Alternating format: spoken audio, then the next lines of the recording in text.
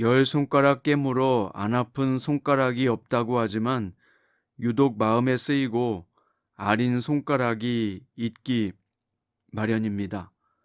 요셉과 베냐민이 야곱에게 그런 아픈 손가락이었습니다.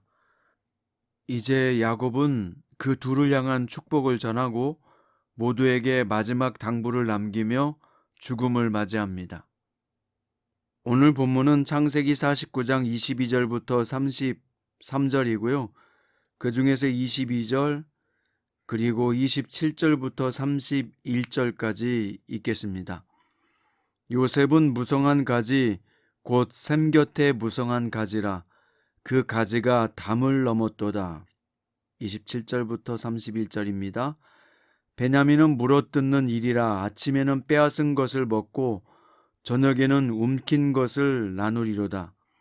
이들은 이스라엘의 12지파라. 이와 같이 그들의 아버지가 그들에게 말하고 그들에게 축복하였으니 곧 그들 각 사람의 분량대로 축복하였더라. 그가 그들에게 명하여 이르되 내가 내 조상들에게로 돌아가리니 나를 햇사람 에브론 밭에 있는 굴에 우리 선조와 함께 장사하라. 이 굴은 가나안 땅 마므레 앞 막벨라 밭에 있는 것이라. 아브라함이 햇사람 에브론에게서 밭과 함께 사서 그의 매장지를 삼았으므로 아브라함과 그의 아내 사라가 거기 장사되었고 이삭과 그의 아내 리브가도 거기 장사되었으며 나도 레아를 그곳에 장사하였노라. 아멘. 오늘 말씀의 제목은 야곱의 마지막 축복과 당부입니다. 야곱은 마지막으로 라헬의 아들들을 축복합니다. 가장 사랑했던 여인 라헬이 낳은 아들들을 마지막으로 축복했는데요. 요셉에 대한 축복은 야곱이 입양한 요셉의 두 아들 에브라임과 므낫세에 대한 축복이기도 합니다. 야곱은 요셉이 샘 곁에서 자라 담장을 넘어선 무성한 가지라고 축복했습니다. 여기 무성한 가지에 비유한 것은 온 가족이 그의 그늘 아래 쉴 수 있게 되었기 때문입니다.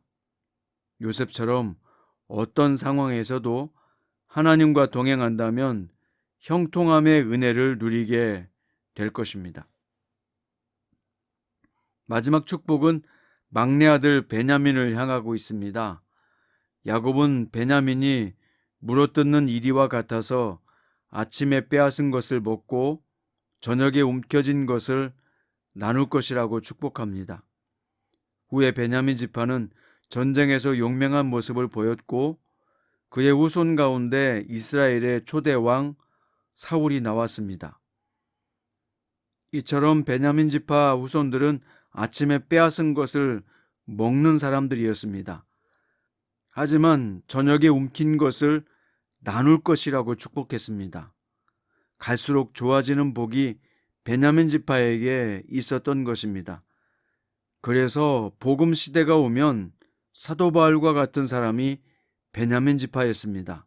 그래서 바울을 통해서 주님의 복음이 전 세계에 뻗어나가는 기틀을 마련하게 된 것입니다. 모든 축복 기도를 마친 야곱은 12아들을 비로소 12지파라고 부릅니다. 그리고 모든 축복은 각자의 분량대로 주어졌다고 말합니다. 여러분, 이처럼 우리 인생에도 저마다 다른 삶이 주어집니다. 척박한 삶이 주어질 수도 있고요. 풍족한 삶이 주어질 수도 있습니다. 하지만 동일한 것은 저마다의 고난과 어려움을 겪고요. 그때 하나님을 의지하는 자가 승리한다는 것입니다. 그러므로 다른 사람과 나의 삶을 비교하지 말고 나의 분량에 따른 축복을 누리시기를 바랍니다. 축복을 마친 야곱은 자신을 애굽 땅이 아닌 약속의 땅 가나안에 장사할 것을 당부했습니다. 가나안 땅을 유업으로 주시겠다는 하나님의 약속이 이루어질 것을 믿었기 때문입니다. 자기 꾀와 욕심을 따라 파란만장한 삶을 살았던 야곱이었지만 인생이 끝으로 갈수록 하나님의 약속을 바라보며 살게 된 것을 보게 됩니다. 우리도 눈에 보이는 세상 것들이 아닌 하나님이 약속하신 영원한 하나님 나라를 추구하며 살아갈 수 있어야 할 것입니다.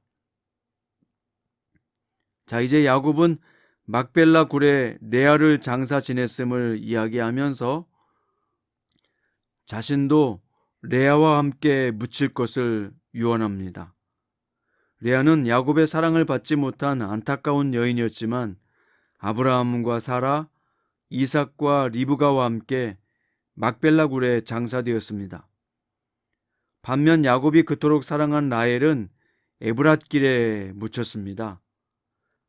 야곱이 라헬이 아닌 레아와 함께 묻히기를 원한 것은 레아를 언약에 속한 아내로 인정했음을 보여줍니다.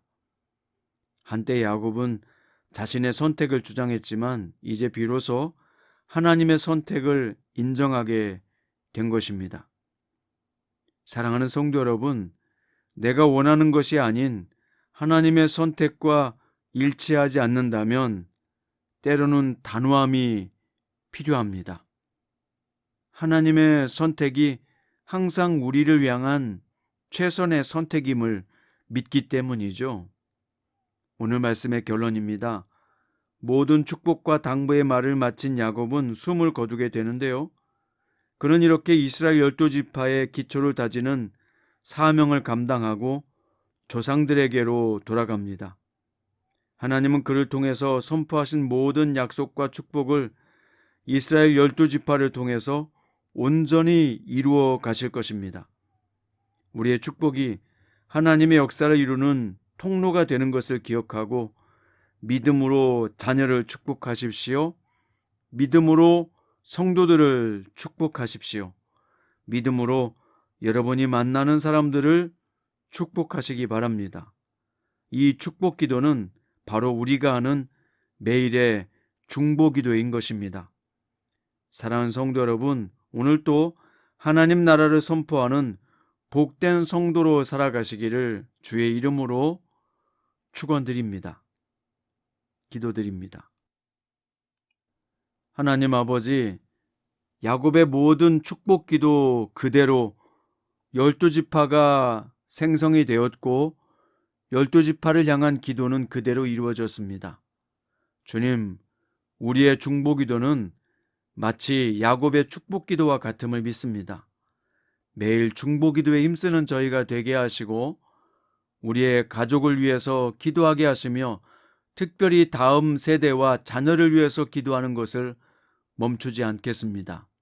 주님, 우리 기도에 응답해 주옵소서. 요셉처럼 담장을 뛰어넘는 믿음의 후손이 나오게 하시고 또 베냐민처럼 갈수록 좋아지는 복이 우리 인생에도 나타나게 하여 주옵소서. 남과 비교하지 말고 하나님께서 나에게 주신 사명을 믿음의 분량으로 감당해 나아가는 저희가 되게 하소서.